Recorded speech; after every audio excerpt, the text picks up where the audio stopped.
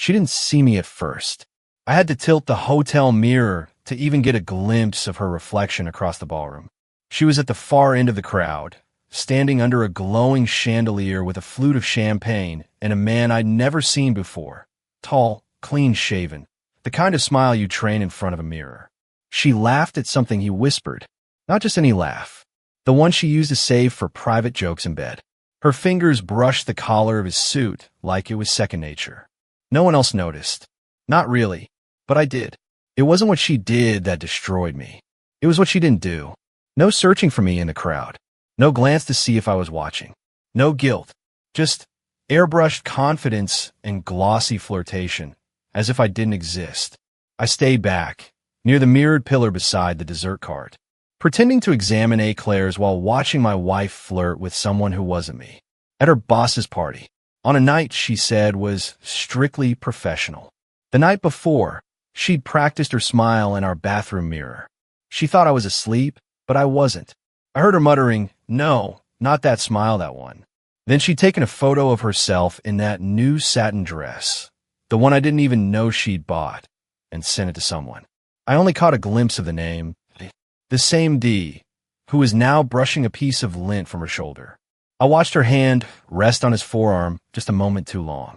Then I walked out. No confrontation, no scene. The ballroom doors didn't slam. They sighed. I made it 2 blocks before my phone buzzed in my pocket. One message. "Please come back."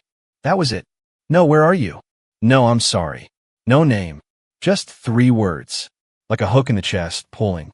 I stood on the sidewalk under a flickering streetlight, rereading that text while trying to remember the last time she told me she loved me without it feeling scheduled. And then I did something I never thought I would. I turned off my phone. I didn't go home. I didn't go far either. I just walked. Past empty storefronts with "coming soon" signs still hanging since before the pandemic. Past that old florist on Elm that always closes too early. My footsteps echoed in that quiet, clean way city nights have when the weather's warm but the air still feels thin. I didn't check my phone again. I didn't need to. I could already hear what she'd say if I went back. "Oh, come on. I didn't mean to ignore you. You always take things too personally. It was just work stuff."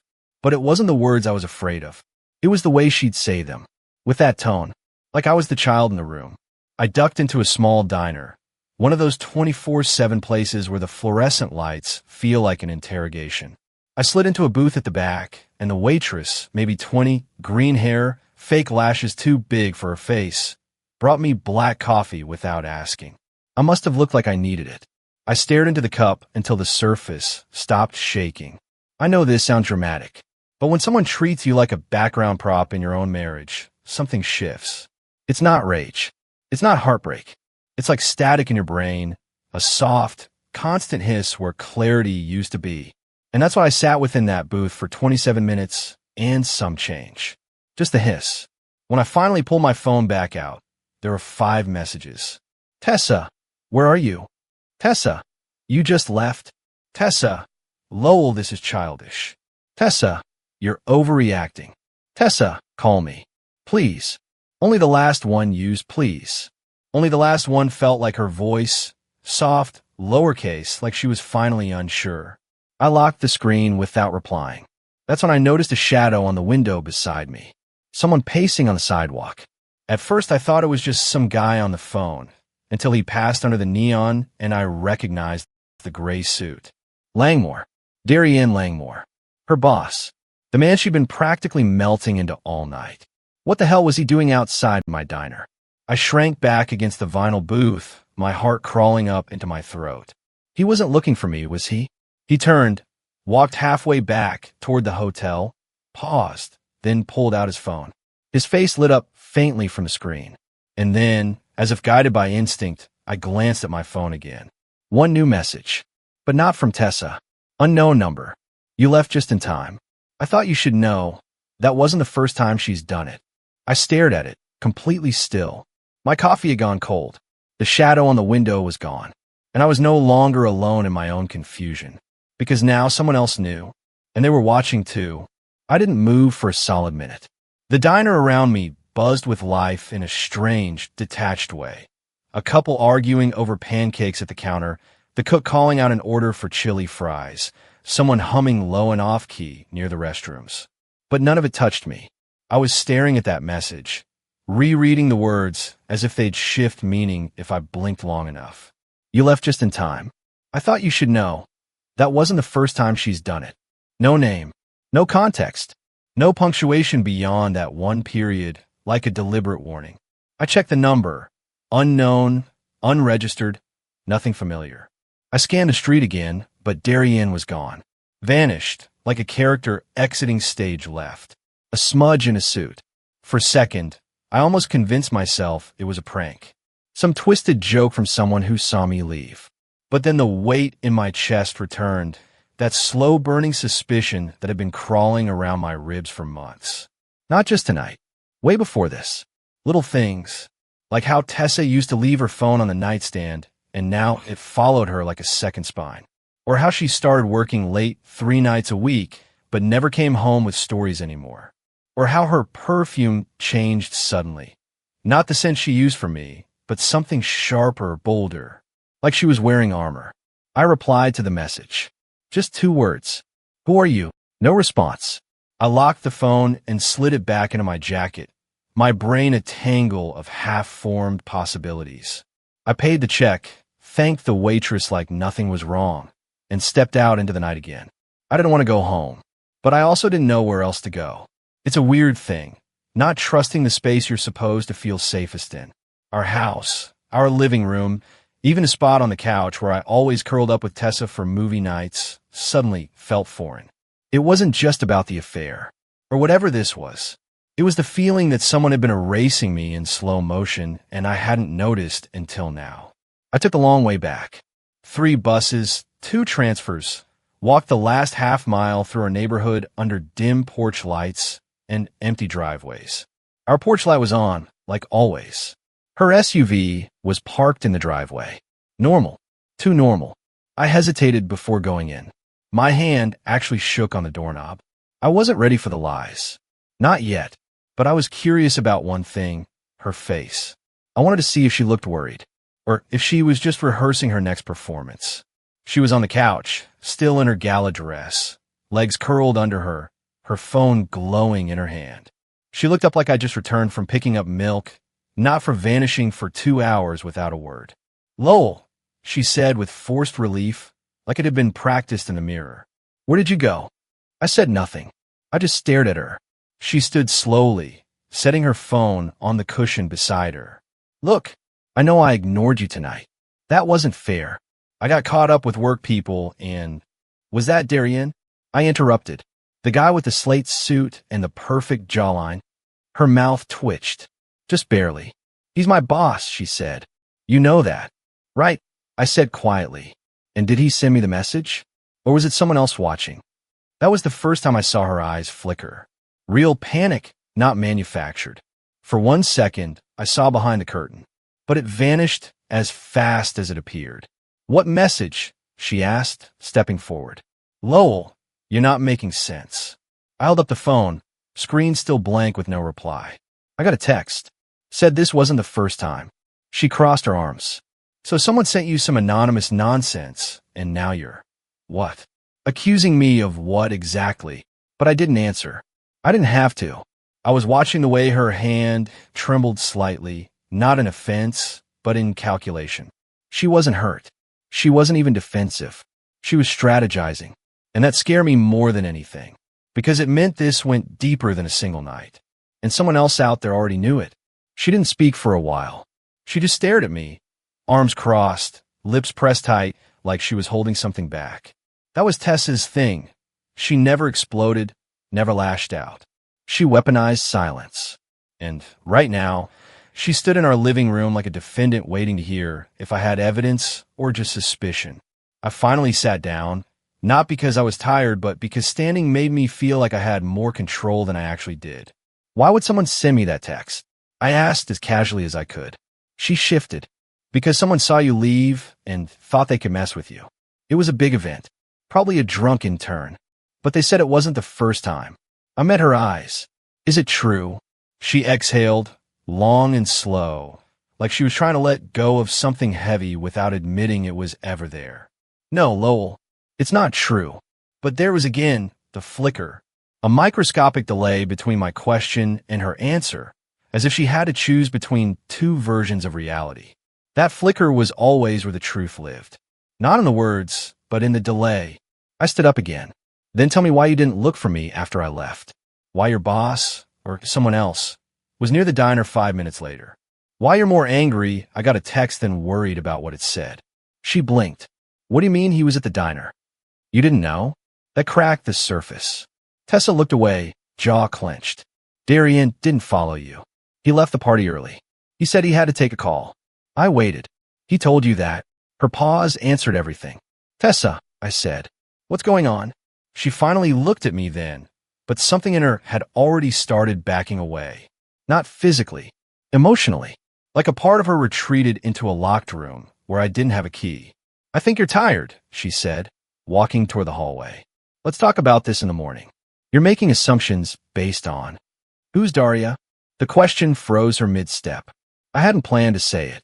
It just came out, slipped from the back of my mind where I'd buried that name since seeing it in a text preview months ago. She had been asleep next to me, her phone screen lighting up at 2:13 a.m. with a message that said, Daria, tomorrow can't come soon enough. She'd said it was a client. She even showed me a fake itinerary the next day. But in this moment, her entire body reacted before she said a word. She turned around slowly. Why are you bringing up Daria? Because you lied about her. And I think you've been lying for a long time. Tessa didn't deny it. She didn't confirm it either. She simply stared at me like I'd taken something she was saving for a better time, a more convenient moment to unravel. Her face was unreadable, but her silence spoke everything she wouldn't say. My phone buzzed again. Another message. Same unknown number. Still think she came alone? I looked at Tessa. Did Darian drive you to the party? She blinked once. Then again. No, she said too quickly. Another buzz. This time, an image. I tapped it open, and my chest went cold. It was a photo of the hotel's underground valet entrance. Tessa's stepping out of a silver Mercedes. Darian, right behind her, fixing his cufflink. Her hand was still on his arm.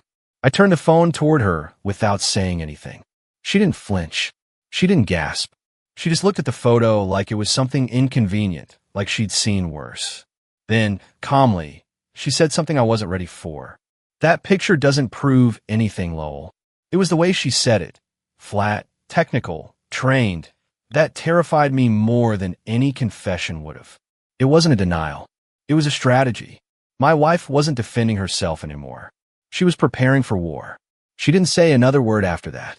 Just turned around and walked toward the hallway, her heels softly tapping against the hardwood. She didn't slam the door. She didn't cry. She simply disappeared behind our bedroom wall like she had nothing to explain and I had nothing left to hear. I stood there for what felt like an hour, phone still glowing in my palm, the photo still open. I stared at it so long the screen dimmed and then blacked out. But the image stayed burned in my mind. Tessa stepping out of that Mercedes like it was normal, like being escorted by her boss to a hotel ballroom, wasn't suspicious in the least. I opened my messages again. The anonymous number was still there. No name, no profile picture, just gray text bubbles and perfect timing. I hesitated before typing. Me, who are you? Me, why are you sending this? Me, how do you know her?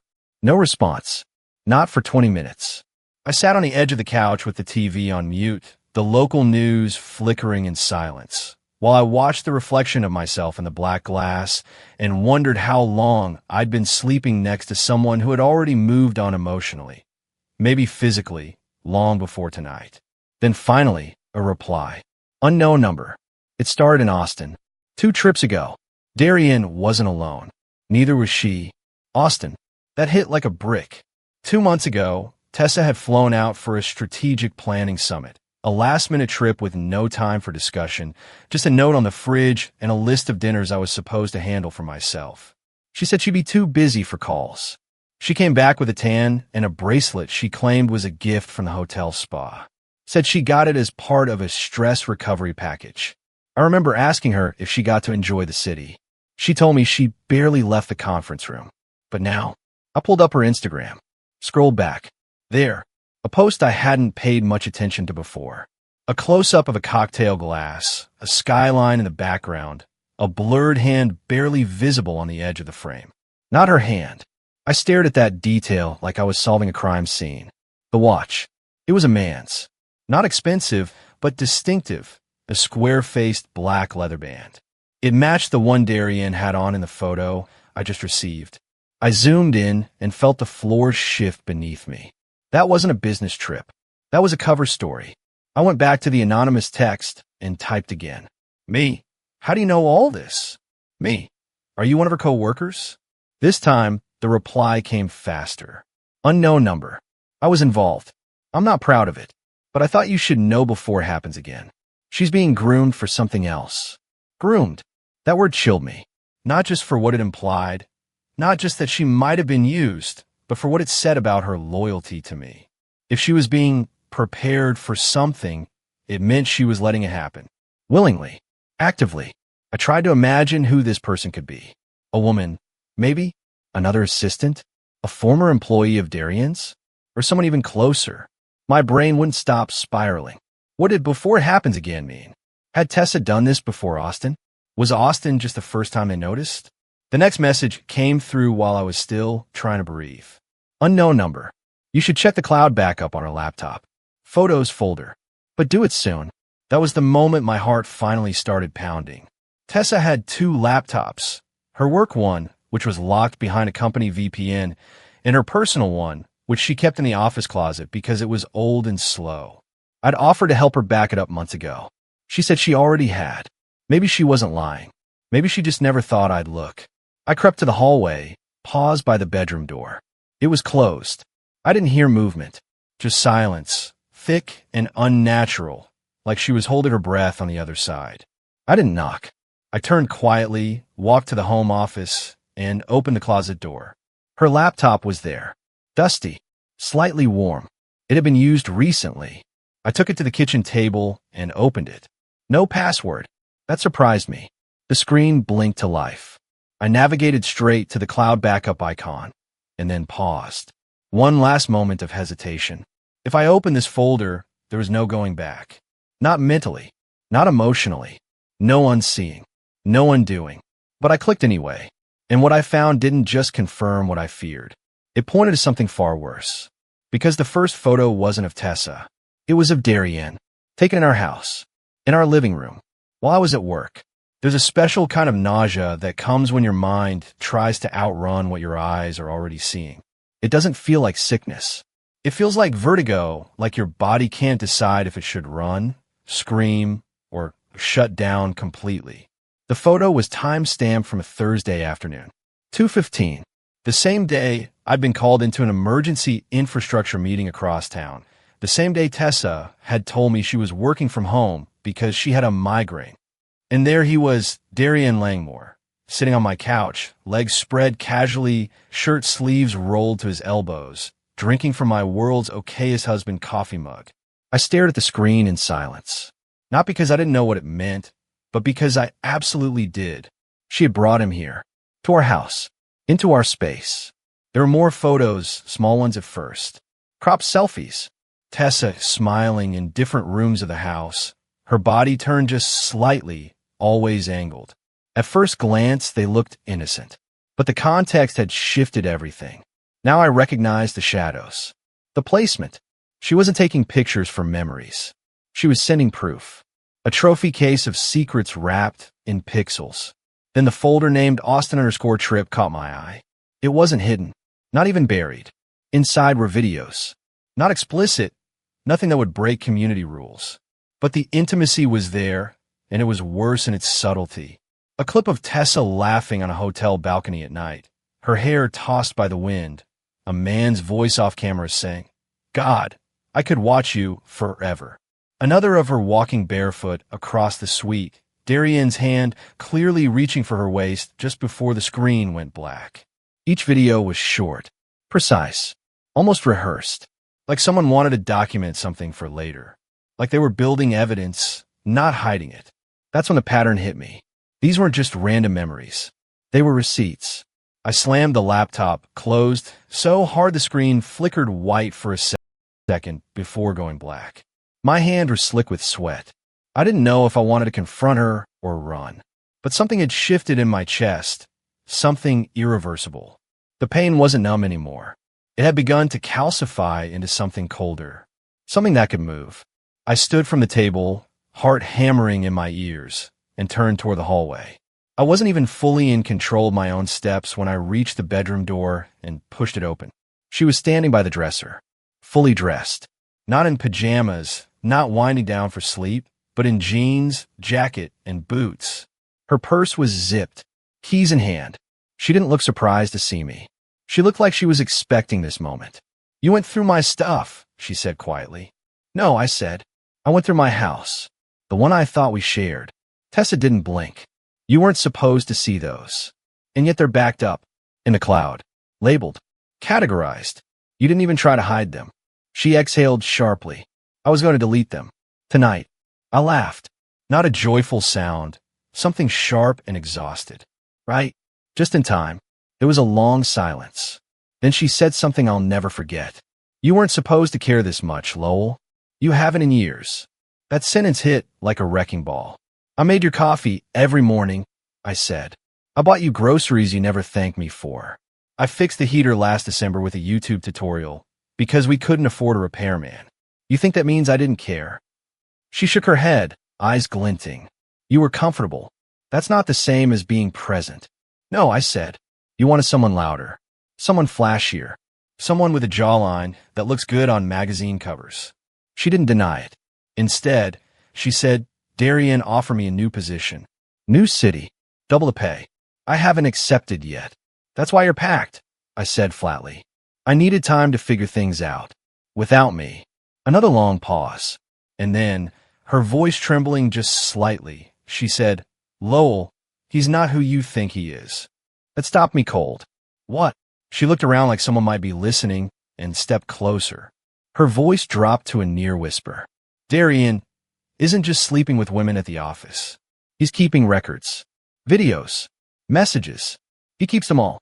He said it's for protection, but I think it's leverage." I didn't know how deep I was in until it was too late. Now I was the one blinking. "You're saying he's blackmailing people?" She nodded. "And if you got those photos, someone else did too." I stepped back. The room felt smaller now, claustrophobic, like all the oxygen had been quietly drained out. I opened my phone and scrolled to the unknown messages. Typed one more line. "Me? Are you trying to protect me? Or trap me too?" The response came instantly. "Unknown number. Neither. I just need someone else to blow this wide open." And right then, I realized I wasn't the victim anymore. I was the witness. And someone was counting on me to act. I couldn't sleep that night. Not even close. I sat in the living room in the dark, the soft glow of the streetlight leaking in through the blinds, watching the shadow of our neighbor's wind chime sway back and forth on the wall. Somewhere behind me, Tessa moved around the bedroom, opening drawers, pacing, checking her phone, but she never said another word. I think she knew the line had been crossed, and there was no dragging it back. I kept playing those texts over my mind. Not just the words, but the timing, the precision. Whoever was behind them had access to more than just gossip. They knew Darian's movements. They knew where I'd gone, what I'd seen. They even knew about Austin before I did. But most importantly, they knew what was coming next. Around 3:17 a.m., my phone buzzed again. No ringtone, just that quiet little tap-tap vibration that made my skin crawl. Unknown number. If you're ready to see how deep this goes, there's something in your mailbox.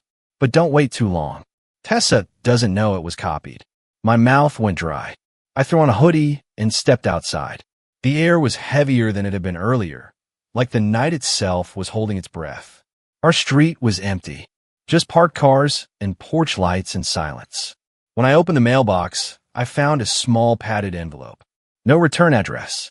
Inside, a USB drive and a folded note. The note simply read, "Before she deletes it all, before he makes you disappear too." I went back inside, locked the door behind me, and stared at the flash drive like it was a bomb. Maybe it was, because something told me, once I opened it, I wasn't just uncovering what had been hidden, I was stepping into a world that was never meant for someone like me. I plugged it into my laptop. At first, nothing. Just folders, labeled with initials. Dozens of them, all time-stamped. Some had photos. Others had short video clips, voice memos, screenshots of texts. Darian wasn't just keeping files. He was building a library. And Tessa had her own folder. Inside, 4 voice recordings, all dated from the past year. One stood out, a file titled simply, resignation_call.mp3. I clicked play. Tessa's voice came through, clipped, rehearsed. Darian, I don't know if I can keep doing this. It's going too far. Then his voice, cold, steady. Tessa, let me remind you what you signed, what you allowed, what you recorded. I'm not your enemy, but I can be if you make this difficult. She went silent for several seconds. Then, quietly, you said you'd protect me. I am, he replied. From yourself. The file ended. I sat there in the dark with the sound of my own heartbeat pounding in my ears. She had tried to stop. She had realized the trap. But she didn't leave. She stayed. She played along. And worse, she kept me in the dark. All while Darian made sure there was no escape for her or for anyone else. And now I was holding the kind of evidence that people don't just walk away from. The kind that gets buried, or bought, or silenced. My phone buzzed again. Unknown number. Don't confront her. She'll deny everything. She's been coached. Unknown number. Instead, listen to the file called Langmuir_finalplan.m for I scrolled. There it was. One last file, buried deep under a false folder called Q1_report. I clicked it open. Darian's voice again, smug, recorded without his knowledge. 3 months from now, she moves. She takes the new role in Boston. Clean slate. She doesn't speak to anyone from here again. If she hesitates, we tighten the screws. Her husband's already emotionally detached. He'll fold like a tent. If not, we burn the backups. Easy. I hit pause. My hands were trembling. This wasn't just manipulation. This was orchestration. They'd planned to make her disappear. Not literally, but socially, emotionally, professionally. Relocate her, rebrand her, erase me. And somehow, I was the last obstacle. Tessa didn't just cheat on me. She didn't just lie. She let herself be rewritten. And now, I was holding the master key to a story no one was supposed to tell. I didn't go back to bed. I sat at the kitchen table until dawn, watching the sky turn gray, feeling my marriage rot in real time. And by the time the sun rose, I had made my decision. I wasn't going to destroy Tessa. I wasn't going to threaten Darian. I was going to do something worse. I was going to show everyone. I didn't rush. That's the part that surprises people when I tell them the story now. There was no revenge rampage. No yelling. No confrontation that ended in shattered glass or police reports. Just clarity, slow, cold, and steady, like rain after a fire. I knew what I had to do. And more importantly, I knew how to do it. I took the USB drive and copied everything to 2 encrypted cloud backups. Then I created a burner email account and attached selected files. Not all, just enough. The recordings, the folders marked with initials, the photo of Darian in my house, the audio where he planned to relocate Tessa like a chess piece and erase me like a typo. And I sent them to every member of the Langmuir Group's executive board. One email, one subject line. Before you promote him, you might want to hear what your founder says in private. No signature, no threats, just the facts. I didn't include Tessa's name in that first wave. She'd made mistakes, sure, terrible ones, but I could see now how she'd gotten trapped, slowly, subtly. I wasn't going to bury her for trusting the wrong man. She had to face the consequences of her silence, but she didn't deserve to be swallowed by it. The second email, one I wrestled with for hours, was sent to her. Just her. I forwarded the files, the photos, the audio of her own voice from the resignation call, and a message. You let him convince you I wouldn't notice. You let him convince you I didn't matter. But I do. I always did. I'm not angry anymore. I just hope you remember who you were before all this. I hope someday you forgive yourself. I already have. I didn't wait for a reply.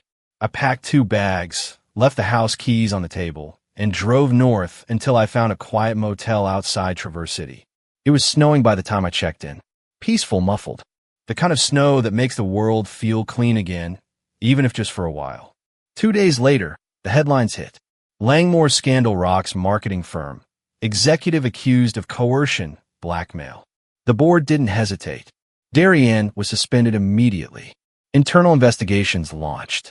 Former employees began to speak up, one by one. Quiet whispers became bold voices. Tessa's name was never publicized.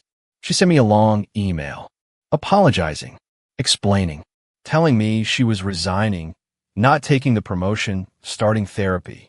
She said she didn't expect forgiveness, but I'd already given it. Not for her, for me, because holding on to the betrayal wasn't going to rebuild my life. Letting go was the only way forward. 3 weeks later, I signed a lease on a small cottage near a lake. I took a job as a systems consultant for the local county office. Not glamorous, but peaceful. On weekends, I take walks. I read more. I don't feel invisible anymore. Not to myself. And that mystery number?